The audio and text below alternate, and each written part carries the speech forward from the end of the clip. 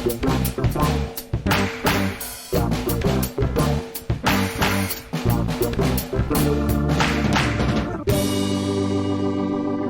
welcome to Star Wars Spelt Out. I'm your host, Josh Chapman. And today, it's the finale. It's Season 1 finale, Episode 10 of Andor. The first season's done. We've just finished watching the finale. I've just finished watching it. Let's get straight to it here. Let's welcome Catherine on. Everybody wants to know what Catherine's thinking. No one wants to know what I'm thinking. Hi, Catherine. How's it going? I actually don't know how much I can talk tonight. It was so good, but it was just so intense the whole time. Like, my heart was just pounding, and oh God, it was just amazing. And the whole season, oh God, like, I'll just focus on episode 12, Rick's Road, and God, it was just intense. It certainly was. I'm a little bbit sort of like, wow, where do we go? Where does Star Wars go from here? I think we'll go. I think I said last week, I prefaced it and sort of said, oh, look, we'll talk about the season as a whole in a week or two. We'll get sort of all the returning guests back and whoever else was on, but we may or may not have a late addition to the podcast as we go along, but it's probably just gonna be me and Catherine. But the OGs here. We started this journey, whatever it was, 8 or 9 weeks ago, and we're at the end now. It nailed it, really, didn't it? It nailed it. It did. It was so good, to see everyone in Ferrix again, and all the characters we love on Ferrix, standing up and fighting the Empire and doing as Marva would have wanted, using her funeral. Yeah, to rebel against the Empire. I sort of poo-pooed last week and was like, oh, they killed off Fiona Shaw off screen. Maybe she's going to jump out of the coffin with a bomb strapped to her chest. But I wasn't a million miles away, and I did actually say maybe that, because they were talking about the funeral, I said maybe the whole town will turn out to the funeral, and that was the case, and that was pretty something as well, that they were like, oh, we're just going to let 30 or so of this women's Rotary Club do the little funeral down the main drag, and then the whole town turns up 2 hours earlier than they're supposed to do as well. Yep. And yeah, it was all a plan, really, for that Marva set in motion. And she didn't know it, but the words of Nemec just echoing through the streets and proving true through the actions that happened at her funeral, that those small acts lead to the overthrow of the Empire. Yeah, absolutely. Well, let's try and go back. Let's go and backtrack this, because if we get stuck on bits, we'll just go over the same bits over and over. But we sort of kick off at the start, and it's the son of the guy who was the shop owner, wasn't it? That basically is making the explosive device. And it's quite interesting because there's a little play where you see he's working away and you can see the hologram from a distance, and you're like, that's weird. Why is he looking at the Andor hologram that everybody's so obsessed with throughout this whole series? And then, we cut back to him a little later on. It turns out he's got a picture of his dad up, which is quite poignant.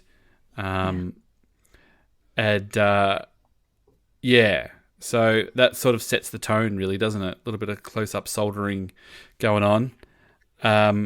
Yeah, like real soldering. Yeah, it just takes you back to like electronics class in high school, like soldering with soldering an LED on a thing and melting the solder with the soldering iron. Yeah, that's quite funny. They never really. I'm assuming that they do that in Star Wars. That's how stuff gets put together. You didn't really see it that close up before. It's always a lot of sparks and stuff. So, yeah. And then we check in on Do we go straight to Bix after that? I think we might. Who's still sort of I've having only a bad watched the time. once. Well, come on. What's going on, Catherine? That's not like you. I was a little bit longer this episode, but yeah, we check in with Bix, who's still basically having a bad time of it. But yeah, it kind of word sort of starts to get out that Cassian's in town, and the guy who took the message tells his best mate, and then that bloody guy. That's the guy that owes him money at the start, isn't it? Yeah, that's the guy that. Yeah, who sells him out. That's who Cassian owed money to, and he's the one who brought the muscle. That's right. He brought the standover guy who was just like, you just told me to stand here. Yeah, you just told me to stand here. So he's obviously still waiting to get paid. So he's caught wind that it seems like he's been tipping off the Empire the whole time, really. Yeah. He's been an informant the whole time. And meanwhile, the world's worst undercover Imperial agent is just sort of like swanning around again, being watched by Cinta. And yeah, I mean, we could talk about it because it doesn't really matter what order we do things in, but she took it very personally, didn't she? She basically was like, went and shanked him at the end. Yeah, well, he had made her, so, she had to act. Yep. But, yeah, you're right. With a knife is very personal. Do we think she killed that family? It's becoming more and more likely. I don't want to turn this into a Blue Harvest Horse versus Will kind of thing here, where it's divided the team, but it does sort of seem that way. She does seem more hardened after it, doesn't she? Really, it looks like she's capable of it, but I just question whether she's capable of the kid there. Yeah. I could see her doing the officers, the people who, enlisted into the Imperials. Mm-hmm. But she might have a harder time with a kid who had no choice. Yeah, that's true. That's true. We could spend forever on debating whether Cinta did something or didn't do something, really. But Vel turns up. So she turns up and doesn't really get the warm welcome she's sort of looking for. Really, she barely even looks at her. She's just like, I'm all about the job here. It's all about to kick off, and yeah, it does. It just does a beautiful way of sort of raising the tension, doesn't it? Well, it starts with again the opening score, the opening theme, like that's been different every week in ways that I can't explain. We need Xanthi Star for that. Wars Music Minute. They'd be all over that. Xanthi would be all over it. I wanted to send them a message and just say, hey, what do you reckon of all these weirdo instruments? I know they're not really real life instruments, but I'm sure they would say, oh yeah, that's a bit of a flute and that's a bit of this and that's a bit of that. So we'll have to get their thoughts. There was definitely a flute with stuff stuck onto it. Yeah, that's good enough. The props master like that's space flute. Yep, space flute. That passes. We've got a big container here down at Twickenham Studios of just 70s public school musical instruments that don't really work anymore. We're just going to strap some bits to them and say space flute. Yeah. But that opening, it had the trumpets, the wind sound of an orchestra. It was like it's been building this whole season up to this point. It's been filling out, and it's like, yeah, it's coming. Andor is coming. Can I float a theory to you? Sorry to interrupt. Yep. I know the show's called Andor, but is it specifically Cassian Andor? So Marva Andor. It really felt like, not just Cassian Andor, but Andor. Even his foster father, got a bit of a show into this, but it was just funny because they're doing the funeral procession, and we'll jump around here, and I've forgotten his best mate's name, and he's got the brick. And it looked like the Andor logo was on the brick, like the way that they wrote Andor. Well, that was the tie-in. That basically, that's why the logo looks like it is. So, And the music they were playing as they were progressing down the street sounded like the Andor theme. and then he smacked that trooper in the face with the brick with Yeah, good on him. Marva. But it really felt like that Marva Andor was the one who inspired the people to rebel. It wasn't Cassian at all. Like we kept talking about. I mean, I know that there was a time with the manifesto, and it certainly sparked Cassian. But as far as the person who sparked the people, it was Marva Andor who did it. Yeah, that she did it. Like, talk about another just brilliant speech. Like Fiona Shaw. She came back. I know. I was so salty last week. Of like, I can't believe they killed her off screen, and then that's it. And I'm like, I should have known better. And oh my god, BD leading the funeral procession. B2 emo. Like, it was just, that broke my heart because it's just like a little dog in a funeral procession. It just broke me. But yeah, and then he's the one projecting Marva, saying those words, and you could see Luthen in the crowd, like Luthen listening, and he's inspired by, well, I don't know if inspired, but he's like, yes. But he got it. That was the thing about Luther. Like when it all kicked off and he was in the middle of it, he was going like, oh, these just aren't disposable people that I need to just brush aside in order to further my cause. You know, he'd already gone, oh, look, I can just kill off the other bloke in his team. Like that's all that matters to protect my my secrets and things. And that's what happens. They basically cut to it and they're like, oh yeah, they all died, and well, you know, job well done everybody, and let's move on. And there he was. He got caught up in it. You know, he saw the sort of the way that it affected people up hand, and then he got caught in the middle of a freaking skirmish, and he was just like, oh, you know, there was a bit of that of these people who sit above making these decisions and pulling the strings got stuck on the ground. You know, Deirdre as well, obviously stuck on the ground in the middle of something where it all became very real. Yeah, and those words of rebellion. You know, I'm sure it then played a part in him looking at Cassian at the end and going, yeah, join. You know, and I'm sure at that point, if he'd just run into Cassian in the street, he wouldn't have killed him, because he'd be like, no, that was your mother. That's who she was. And yeah, you're actually not a mercenary here. You're actually, yeah. I mean, even the bit like, I know we could jump around. I keep saying that.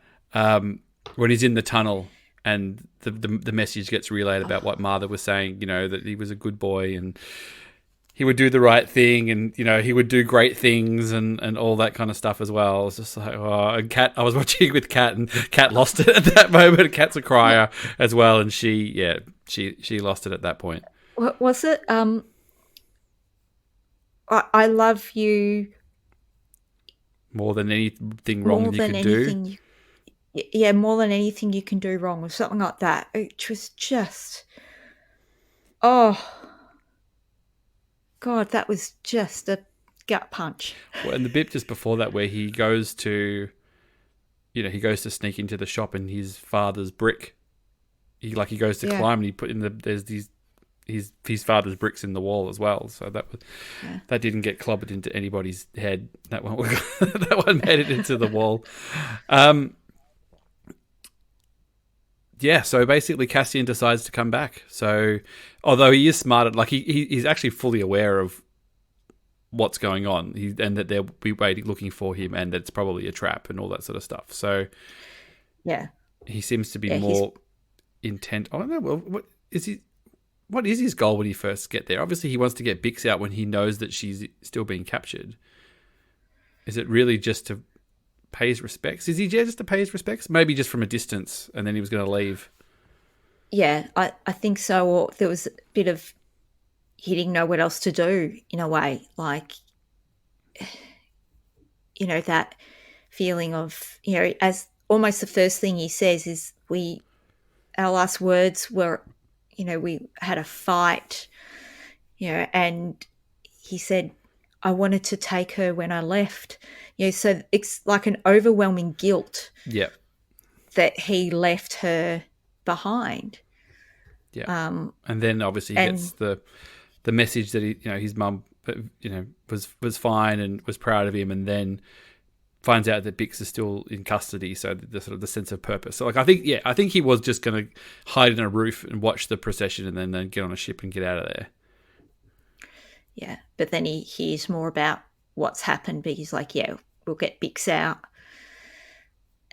and everything will go and get his friends out and get B2 Emo out. Oh, I was so worried for B2. Oh, when he got kicked over? Whole episode. Yes. As soon as I saw it, I'm like, Catherine is not going to like that one bit. Oh, I'm like that Imperial. If I see him, he's a dead man. He's going to get a brick to the head. Oh, bricked so bad. So yeah, I don't know his name, but the guy who then like put a rope around B2 and dragged him out. Hero. Yeah. What a hero. Yeah, the real heroes. The real heroes. It was sort of good. A lot of those secondary characters kind of came to the front, and there's that douchebag sort of handsome Imperial officer who's sort of organising the riot, and then when it all kicks off, he gets knocked. He's scrambling and running. Like I said, there's nothing like an Imperial getting comeuppance. It's very satisfying. Yeah. Yeah. It was just building that whole episode. Luthen in the crowd and Cyril and even the little hat swap. Yeah, what was with the hat swap? I don't know. Was it something where they were trying to be discreet and not pretend that they didn't know each other? Like they're like, oh, we're just going to meet on this transport, and I'll give you a local's hat and I'll give you a hat. Or it was, I don't know. There was like this little bro down moment, wasn't there? Yeah, I mean, at first, like when they're on the bus, not talking, I'm like, yeah, of course, you don't want to look like a duo. You just want to look like random people.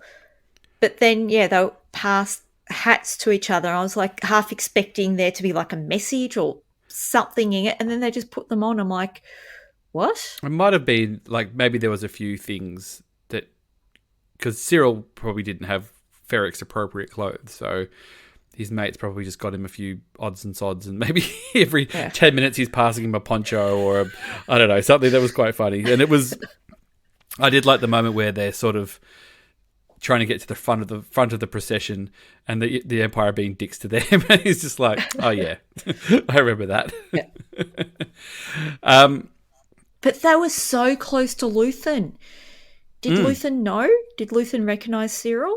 No, I don't think he saw his face. I don't think they saw each other's faces, because remember Cyril didn't see his face, because remember he got asked about whether he saw the face of Axis, so he didn't recognise him. But Luthen's just sort of hanging around there, and it was that weird thing. It was like, oh, they're there, and then like Deirdre goes out onto the street as well, and Cyril's down there, Luthen's there, Cinta and Val are sort of off to the side, Cassian's sort of overlooking the whole thing, and then the anvil goes off a few hours early, and the New Orleans, it was a New Orleans funeral march, wasn't it? Basically, yeah, that real funeral procession. Yeah, we watched the Queen a few months ago. This was didn't go for quite as long as as Her Majesty. Yeah, but there was the time grappler, dinging out the bell like Big Ben was rung. Yep. The time grappler kicking the stormtrooper out of the window. That's got to be a meme of just like, me, my problems or something. You know what I mean? Like just that of kicking the stormtrooper out the window. Somebody do that. Somebody start memeing that. That was pretty amazing. Kat got a bit worried because he did that sort of douchey Imperial guys like, go deal with him, and the stormtrooper just comes up the thing. And I thought he was just going to clock him with the anvil, but a boot out the window is just as effective, really. Oh, so satisfying. And see the little stormtrooper going down out the tower. Yeah, it was good. It's just like, I just keep thinking of that Chappelle's show. Have you seen the Chappelle show, the Rick James thing with Charlie Murphy? Have you seen and he's just like, if you come any closer, I'm going to kick him out the fucking window. Somebody's going to cut that clip with it as well. Like, all right, there's too many memes to do. Somebody else do that. Somebody with more patience. That was pretty awesome. So so the funeral procession sort of comes through, and and it sort of swells and swells and swells, and the Empire getting a little bit more edgy and a bit more edgy and sending more people down. And like you said, Marva plays the message over the town, and it kind of builds and builds and builds, and then shits on, and it's a proper scrap. That's a proper riot. And but I don't think the town went specifically. I mean, some people did, obviously the son went with the explosive, but they didn't all have weapons hidden or blasters, or you know what I mean. Like, most people were just there for the funeral. They got riled up. I think some knew it was. I think some of them did, but happen. I think 95% of the people there were just there to pay respects. I think initially, anyway. Yeah, and then they saw Marva getting disrespected, and so they were like, "Nah, it's on." Yeah, it's on. And that was just, I mean, when they all start like speeding up, and it's the music, it was like "Vive la Revolution." It was like a bit sort of French Revolution kind of thing, and the swell. I was like, oh my god! Like, I was watching it, like, oh my god! Like, they just started like, yeah. It was a moment. It's up. I mean, it was. I don't know. Like, I don't like comparing episodes, but it certainly. Like, the Prison Break was magnificent, the heist was magnificent, but this was like another level. It was a more emotional level, you know what I mean? It wasn't just thrilling, but it was an emotional sort of culmination, I suppose. Because, as I say, my heart was pounding through that, like on edge. I moved from my couch with my back, against the cushion to, having shifted right forward, so on the edge. And the heart was pounding, rocking, because I'm just like, oh my God, what's going to happen? Anything could happen. Yeah, we only know that Cassian's safe, really. I know you said you had a bit of insight on who was coming back next season and thing, but that doesn't necessarily mean what state they'll be in or anything like that as well. No. And that only saw that Cyril and Deidre said, oh yeah, season 2 has started filming. So Cyril gets involved, and and Deidre gets caught in it. It's quite harrowing. She loses her blaster, she gets trampled, and she gets a real dose of reality too. Like, some people try to drag her off, and she is freaked out. The only thing that makes it even more freaked out is when she looks up, but it's bloody Cyril, 2 inches away from your face, who's just saved your skin. Yeah, she was having a panic attack right there. Yeah, like that was her having a panic attack. Oh yeah. But it's interesting with Deidre. Her Skyping into the ISB boardroom when they're talking about Krieger. The whole lot of them getting killed. She's like, we needed them alive. A dead body can't tell. Can't talk. Us anything. Yeah. That was a weird choice, and it just seemed to be they were being just typical Empire, short-sighted. Just like, nah, we got to get a win. Off the back of what was it? Get the taste of the heist out of the Emperor's mouth, basically, which is a troubling visual image. He's not a bloke. He probably practices very great dental hygiene. So she gets knocked over in the ruckus, and Cyril, grabs the blaster and sort of pulls her to safety. And then there's it's this sort of weird, where she's still obviously panicking and then confused, and Cyril's sort of, I don't know, looking like he wants a kiss or something. It was all a bit. Yes, he did. That was just adding to the tension of, oh, don't kiss her. Yeah. Because you could feel it. He's too close. Yeah, he's just too close. And, we didn't really see how that resolved. I assume she, who knows, she composed herself but I mean, the implication is that he's in her, he's in her debt. She's in his debt now. What that looks like, we'll just have to wait and see. Yep. And we don't know what his mother's wrath will be when she discovers that he's been stealing out of her safe. Well, if he manages to get, promoted within the Empire or becomes part of the official Empire, I don't think she's going to have too many qualms, really, because it'll just be, shut up, Mum, I'm in the Empire now. What are you going to do about it? I'm not a desk jockey anymore. I'm kicking heads. Uncle Harlow will be so proud. Yeah, Uncle Harlow, the great mystery of Uncle Harlow. Let's just duck away very briefly from Ferrex, where it all went down. We do have to check in Coruscant and check in on Mon Mothma. And I want to give a little shout out to our friends Eric Struthers and Turbo, the resident Mon Mothma, Genevieve O'Reilly thirsty boys. The moment where she sort of takes the thing off her neck. I know Struthers has got something about ladies' necks and things. I was going, Struthers will be loving this right about now. There's a very nice, very attractive neck acting going on here from Genevieve O'Reilly in the back of the limo. Yep. And as she prepares to then put Perrin in it, Yeah, so she effectively knows that she's being listened to, obviously. Yeah. And then presents a cover for where the money is possibly going.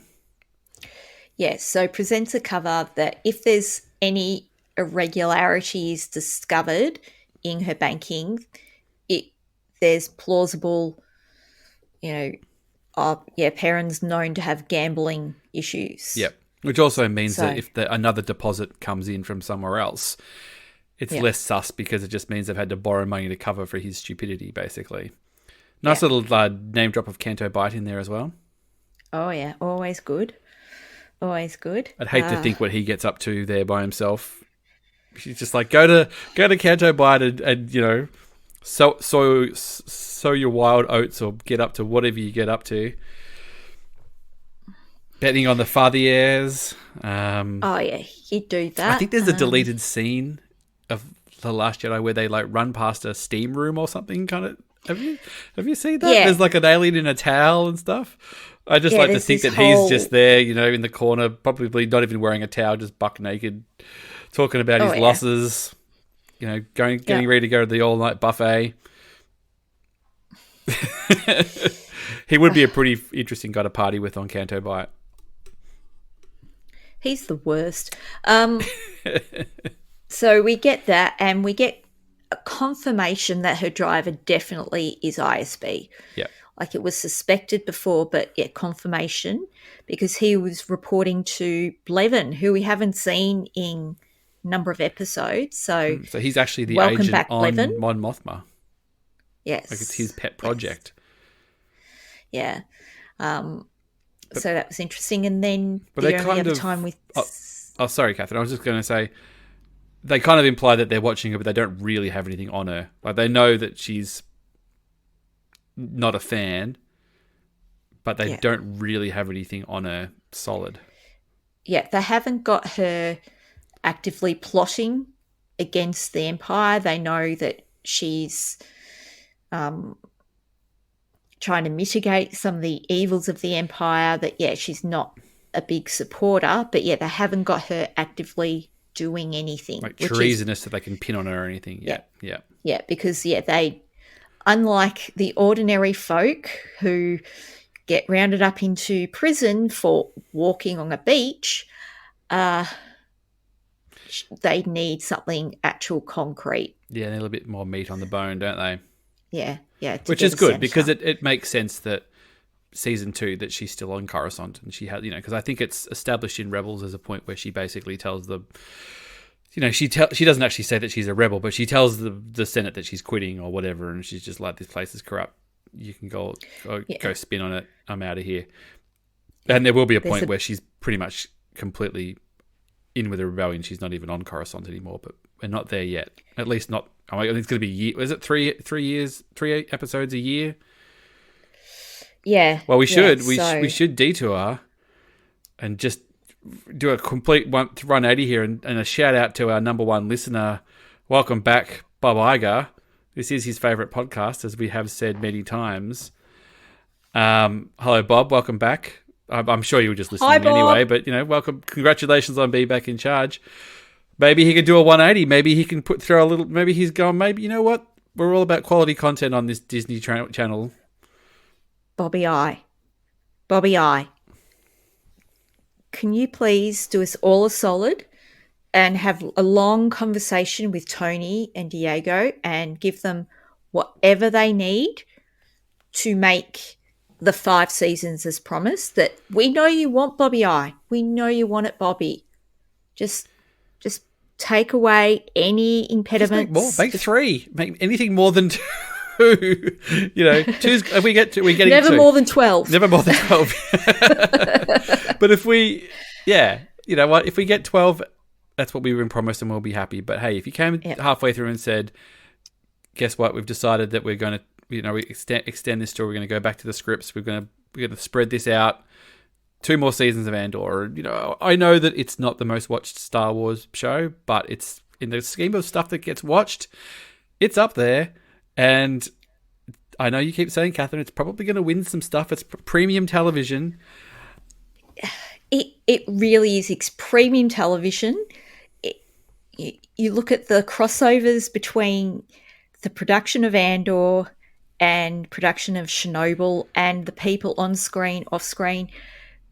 This is the quality that we are talking about. This is those, like, Stellan Skarsgård's speech. Like, good Lord, it is so good. It needs to be up there. It was reported that it's not as well watched, but who knows what those metrics are, where they're getting it from. They're comparing it to some of the most watched stuff in the world, so it's up there. So come on, let's just chill out. Anyway, sorry, I digress. We had to acknowledge. We do say that this is Bob Iger's favorite podcast, which we're making a few assumptions on, but we couldn't not touch on that anyway, especially if he's listening. This all started probably back when we did the Rogue One commentary. Yeah. So I've got to find that clip, don't I? Yeah. Of where I actually say that Andor would be the story of Cassian Andor would make a good TV show. Yeah, and I probably just ranted and raved about how much it would be, how good it would be, how much we want it. I'll find it for the round table. So when we do the round table, I'll find the clip and I'll put it in. I'm not going to do it now because it's late. Yeah. But it's not that late. But the World Cup's on. I want to watch bit of the World Cup before I go to bed. So yeah, let's just double back over to Mon Mothma, and then it's basically they're suspicious of her. They've got nothing on her, but now that he's brought the husband into the web of lies, as far as he's part of the greater lie, whether he doesn't really know anything, but he's just been in. And then the old meet and greet happens. Yep. Selling the daughter up the river. It's not a casual, hey, we've got lots of people coming over, you should come over and bring your son. Oh, no. No, it's like here's mum and dad, and we're just going to sit down and we're going to talk about this. Wearing the traditional blue, like the blue that was part of the outfit that she wore that Lita wore for a youth group. Both Perrin and Mon were wearing that blue. Was part of their outfit. So it's like, okay, this is a traditional meeting. Yeah, they know. Shout out to Matt Frost as well, who got the DC Talk reference that I made last week as well. The only person who got it, I think. And then started sending me like Christian rap band clips on YouTube, which I didn't click because I didn't want my algorithm to go crazy. It's only cooking videos and DVD extras from Garth Marenghi's Dark Place. That's basically the 2 things that I watch at the moment. So just we'll tie a bow on Mon Mothma before we come back. So she's still in Coruscant. She's still behind the scenes. She hasn't been found out yet. She's had to sell the husband up the river a little bit, and she's got to have to get into bed with the gangster to basically buy herself some time. And she's basically just on borrowed time now, really, isn't she? Yeah. That this is paper over the caps, but will they find the gaps in her accounts? Who knows? But she now knows she has sold her daughter. She has sold her daughter. Yeah. Basically. Into something that she despises. Yeah. she's living it basically. Okay, we've covered Mon Mothma. Let's kick back around. Where did we leave everybody else at the end of this? So Cassian, sort of in the background, is working his way through the tunnels. Again, you always said the tunnels would be important. And gets into the hotel, manages to find Bix, who is in very bad shape and doesn't really want to leave. Oh, the bit where she's like, oh, they'll hurt me or they'll be mean to me if she basically tries to walk out the thing. And oh, poor thing. God.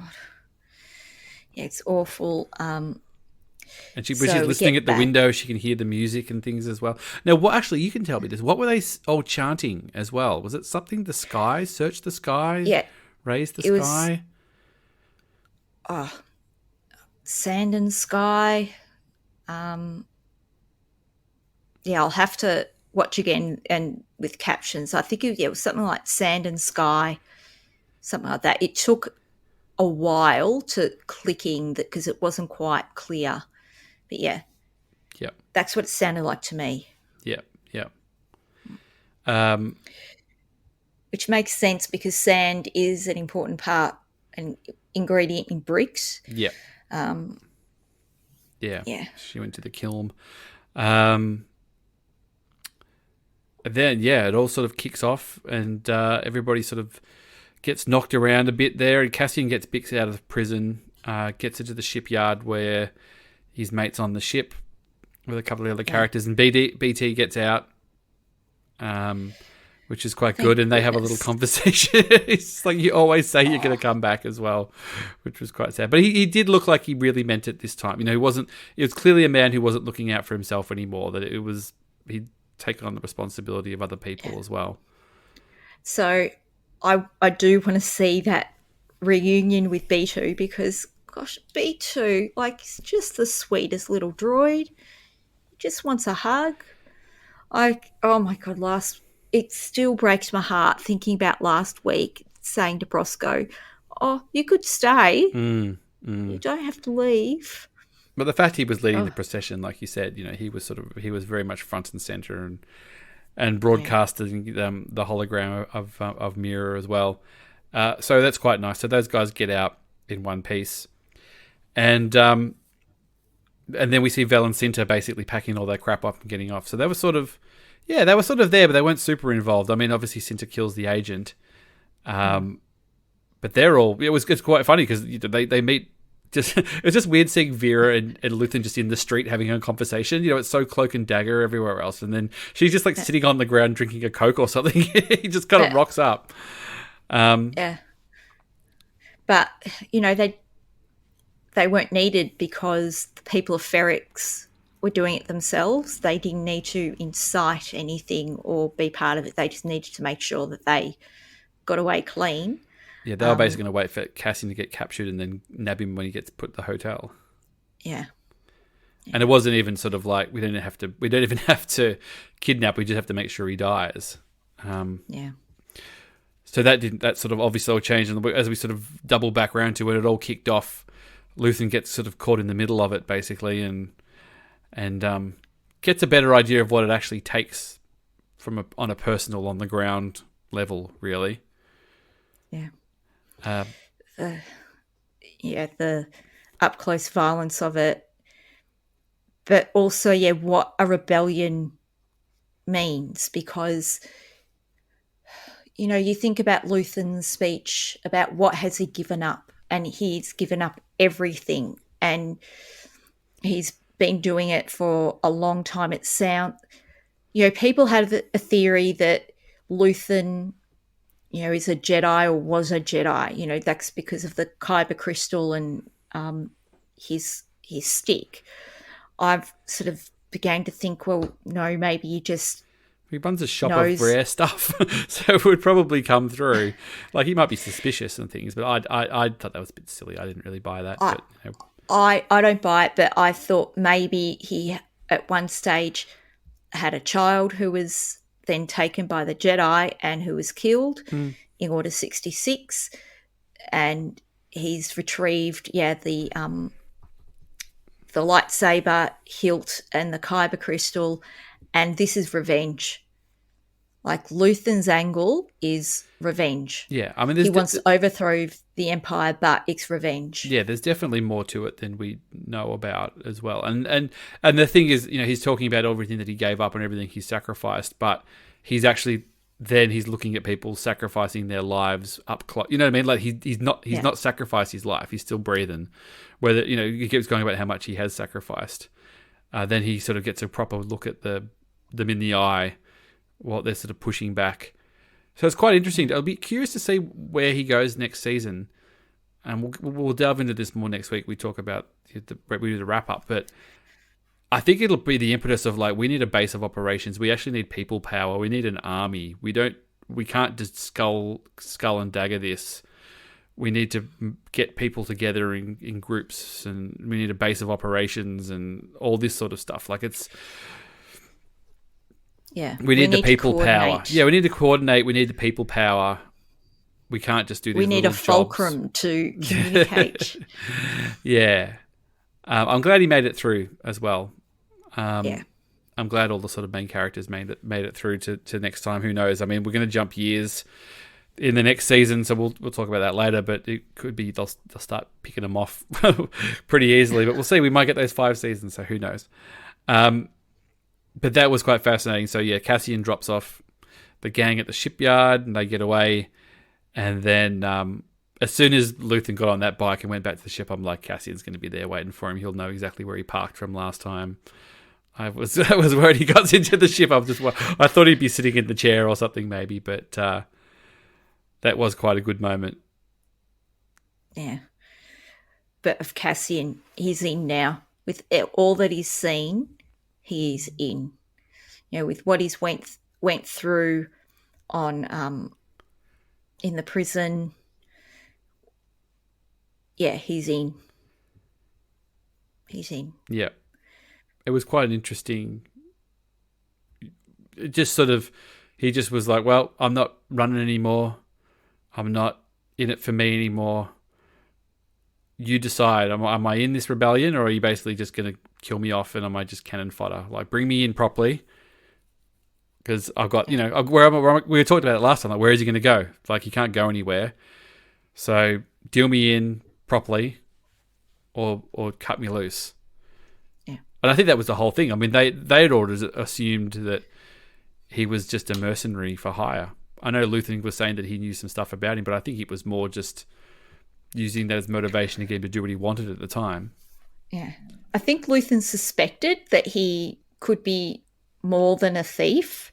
Oh, but I think once he did when he did the runner and took, he shot the other guy and did the runner. I know he didn't take all the money, but at the same time, he's like, well, he's only looking out for himself. He didn't even try to hang around and drop the money off or anything. Yeah. But did you watch the previously on? Like where we had to watch Nemik getting killed again? Get the crates of the guts, yeah. Oh, like it just gets more brutal. Well, the manifesto did get a good run out from this. I know your manifesto theories had been talked about on a few other podcasts. It didn't quite sort of finish it exactly like that, but it certainly played a big part. And it seems like that was his go-to. He was reading about it, and he was, a man who decided what he wanted to do with his life. Yeah. It was Nemik's words that he listened to the night before he had to get Bix out and doing all of that against the Empire. They were the words that were going through his head. So Nemik's manifesto will continue to live on. It'll be interesting if it gets passed around members of the rebellion. Well, he just becomes like a lieutenant now, basically, doesn't he, Cassian? I think we'll talk about where he ends up. He ends up as Captain Cassian Andor, what the trusted agents of the Rebel Alliance. But there's a bit of water under the bridge there first. The Rebel Alliance doesn't really exist yet, but it seems that if he's going to become Luthen's number 2, what does that mean for Clara, or what does that mean for other people who've been busting a gut for one to try and kill him? How does he prove? Like he seems to have proved to Luthen that he can be trusted at least enough to not kill him on the spot. And then we had the after credits. Did you stick around till after the credits? Yep, yep, saw that. So yes, those parts were for the radar dish, for the big dish on the Death Star. So all of my theories, of course, have gone to naught. That they were being disassembled and put back up to the thing. It was a good theory. I mean, it was the most sort of likely, I think, just to tie it in with obviously Rogue One and what's going on at that time. And it was quite an interesting way that they showed it. That because I think that, you know, to sort of make sense of, because it was almost built at the end of Revenge of the Sith, and 20 years later it still wasn't finished. I think it was always the laser that was the bit to crack, in the tough part to crack anyway, wasn't it? Yeah, yeah, and that's what Galen Erso was brought in to work on. That's what he was working on at first. He ran away, and that's what Krennic brought him back to work on. Yeah, because they just couldn't quite do it. Otherwise, you've just got like a kind of big space station that doesn't do anything. Yeah, I don't know when they started construction of Death Star 2, but I've seen theories as to why that was so much quicker to build, was that they knew what they were doing. Yeah, they've kind of nailed it. It's like a recipe, once you figured out how to do it the first time, it's just, you just rinse and repeat basically, and get it done. Yeah. I mean, they built because they built Attack of the Clones, the end of Attack of the Clones. They're like, the Geono's like, rack, rack, rack, if they find out what we're going to build, rack, rack, rack. And what's Attack of the Clones, Revenge of the Sith, 3 years? So if they hadn't started it by Attack of the Clones, it means that... I don't know if they'd started it then. They had the plans. I know I had the plans, but I think they say, if they find out what we're planning to build, I think the line is like, if they find out what we're planning to build, so it implies that they haven't started it yet, or at least by the end of the Attack of the Clones. And then by Revenge of the Sith, it's sort of... the shell's there, so that's already 3 years. So what's Star Wars to Jedi? 3 years, about the same? That closing thing of Revenge of the Sith. See, I'm trying to link it back to Catalyst, and I can't remember. There'd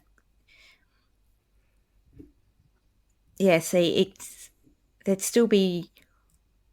they'd only really just started it at the end of the Clone Wars. Yeah, I don't think they had started it at all. Oh, the end of the Clone Wars. Oh, no. So the end of the Attack of the Clones, the film, they hadn't started it. And then by the end of it, Revenge of the Sith, the film, when they showed Vader and Tarkin and the Emperor standing in front of it, it's sort of like, I don't know, 30% done. Like the sort of the outside's there. So was that even straight after the events of Revenge of the Sith? I've never believed that was straight afterwards. I've always thought there was a time jump there. I always thought it just tied in with Luke, and because it cuts between Luke and Leia being dropped off, and they look like they're maybe a month old at the most. I mean, I know it's movie baby, so they always look bigger than they're supposed to be. I don't know. Yeah, because I don't even know if Tarkin fully... Yeah, I'm just trying to think back to Catalyst. And the Geonosians were building it at first before they wiped them out. Yeah. They got the bug spray out, and they got the Mortine out, and some nasty business. So yeah, that was just a nice little tie-in. Whether it ties into season 2, I guess we'll find out. You wonder whether it's always... Cassian wonders, what did they make us build? What were we building? Because we were building so many of them. I wonder if I have to go back and watch Rogue One, because at the start, obviously he's like, what are they building? What are they, he shoots the informant. The guy's like, it's a planet killer. Yeah. So whether he catches wind that they're building something, but we just don't know what it is, and he's like, hey, when I was in prison, we were building all this weird, like there's millions of the same part. They don't seem to belong in any other Star Destroyer or anything else that we know. So they're building something. Yeah. Yeah. So at the start of Rogue One, Cassian, because Tivik says something about Galen or Erso, or a pilot, sent by Galen Erso, or knows Galen Erso, and Cassian Andor reacts to the name Galen Erso. So they know that Galen Erso is a scientist working for the Empire. Yeah. They probably have suspicions about some kind of big weapon. Yeah. Whether or not Cassian has linked it to what he did in prison, who knows? But maybe in the episodes to come, we see a little more sniffs along the way leading to the Death Star, which is something I have been thinking. And I've probably said that we will see, it won't be just all about the Death Star, but we'll get little snippets drops. of, that they're up to something, basically. And it's a reaction to, the revolution's coming, and it might even just be, well, they seem to be biding their time, the Empire. What are they doing? Like, what are they up to? Because the whole idea is Tarkin's like, as soon as we get this Death Star, we can basically just run the joint. No one's going to oppose us because we've got a great big thing that can blow up a planet and go anywhere. Yeah. So they might just be going, oh, this is weird. They're kind of letting us get away with more stuff. Like, what are they up to? Maybe that'll be in season 4 of Andor, Catherine. That Bobby I is going to green light at Celebration London when he's going to come out and he's going, okay, we've got the release date for Andor. And it'll be that thing where the graphic will come up. It'll say, September 2023, and then it'll go like season, and another logo will come up and say season 3, September 2024. And they'll do this like, just like, losing your mind. Catherine losing her mind. I know. It's like bugger being 10 feet from Diego Luna at the Celebration stage. It'll be interesting. It'll be interesting, just the reaction and everything from it. All right, we're going to round this sucker off soon. I don't want to do a full wrap up of your feelings on the series, Catherine. We'll do that next time on the series wrap. But it completely it completely excelled itself. It was a perfect ending. It had it all. It had enough dangling threads and enough closure. The action was perfect. The tension was perfect. It really, I don't know. It was just the cherry on top, really, wasn't it? Yeah. It all, feels so real. I mean, it's set in a galaxy far, far away. But yeah, it feels so real. And so many movies and things these days, if they have like a riot or that sort of frantic, crowded streets, the camera moves like crazy. The camera wasn't doing that, I don't think. I have no memories of it. I was so sucked into the television. I don't know. But it was, for me, honestly, my heart was pounding. Aren't you glad you ended up watching it on a bigger telly than you were going to? Yes. There's a little bit of backstory, Catherine. There's a very quick backstory. Catherine had the world's smallest television. For someone who's an avid consumer, it was like a 21-inch TV, which was perfectly, watchable. And then I had an ex-colleague, who was getting rid of a larger TV because they were upgrading. And I just said, "Oh, what are you doing with the other one?" They're like, "Oh, I'm just going to chuck it away or give it away." And I said, "Oh, well, I've got a friend who needs a bigger telly because this TV show that she really wants to watch is coming out." So I went round to Catherine's house and dropped off this larger TV. And we had a few technical mishaps, but we got it going. But I'm glad that you got to experience something on a slightly bigger scale. So next season, for season 2, we'll come and we'll drop over a 75-inch TV. We'll go even bigger again. We'll just peer every. If they do season 5, Catherine, you'll have to get one of those like big laser throwers. It's like 150 inches on your wall. Bobby I. Yeah. Bobby I, can you help me out with that? Yeah. Could you throw us a few shekels? Bring back 5 seasons of Andor and buy Catherine a 150-inch television to watch it on. Just season 5. So we have to incrementally go up. Well, it's been a pleasure having you here every week, Catherine. Thanks for doing this. I know you have your own podcast, obviously, and you could have very easily have just done this on your own podcast. But I did sort of say, hey, would you be interested in coming on? Because I wanted to talk Andor every week, and I couldn't think of anybody who'd be better to do it with. And the response has been great. People have loved it. They've, loved hearing what you've had to say. And we'll come back. We'll do the roundtable in a few weeks. And we'll take a little break and we'll gear up for just regular episodes of the pod, and then we'll gear up for season 2 whenever that drops. Yeah, thank you so much for having me on. Like, having a chance to talk about Andor every week, not just to my cat, because I'm sure he's annoyed by me just talking Andor. It's been amazing. This show has just, God, I had, it was everything. It was everything to me, this show. I've been counting down for years, hanging on for it to come. And the show has just delivered an amazing season, an amazing finale. Oh my God, it's just so good. Let's not forget that they pushed it back a few weeks as well, remember? Oh, I'd forgotten about that until just then, like, oh my God, I completely forgot that we were supposed to watch, it would have been over a few weeks. But the thing is, it would have been over 3 weeks ago, 3 or 4 weeks ago, and instead it's just finished now. Yeah. And when are they showing the first 2 episodes on? I think over Thanksgiving. In America, on some others? Yeah, I think on the ABC channel thing. So obviously they want more people to see it because they're just like, well, people who are into it are watching it, and people, but this is the best. This is the best we've done. This is the absolute best thing that we've produced on Disney Plus, without a doubt. It's equally as good as the best Disney era Star Wars stuff, which I think The Last Jedi is the best in my opinion. I think this is just as good as The Last Jedi. It's pretty peerless, I think. I mean, the classic movies are the classic movies.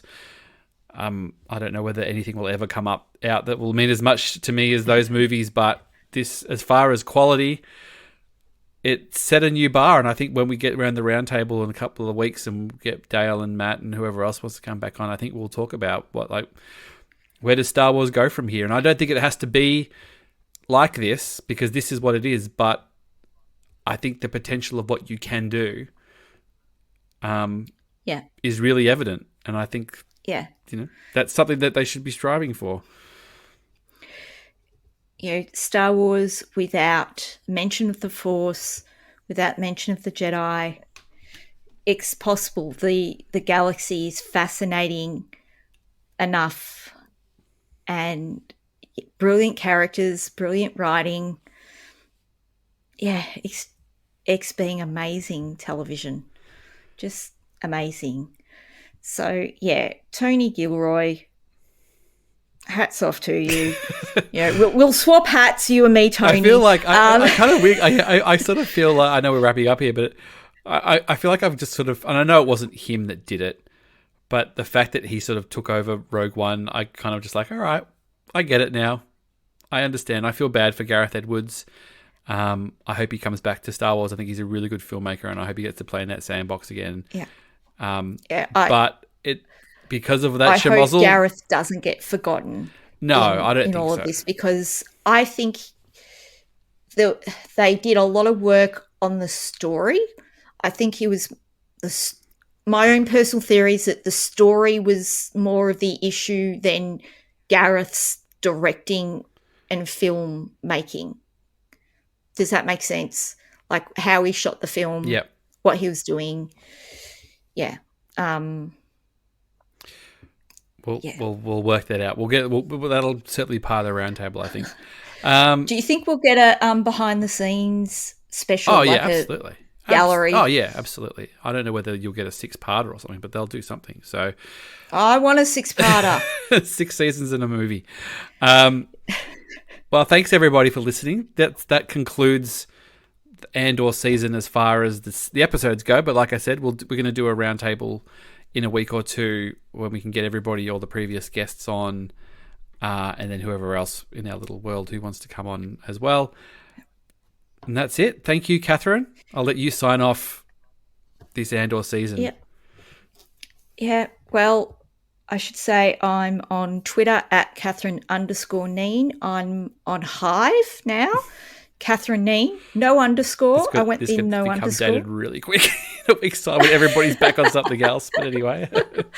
It changes all the time. And that Geek Pod, at some point work should settle down. Surely work should stop being this crazy at some point in time.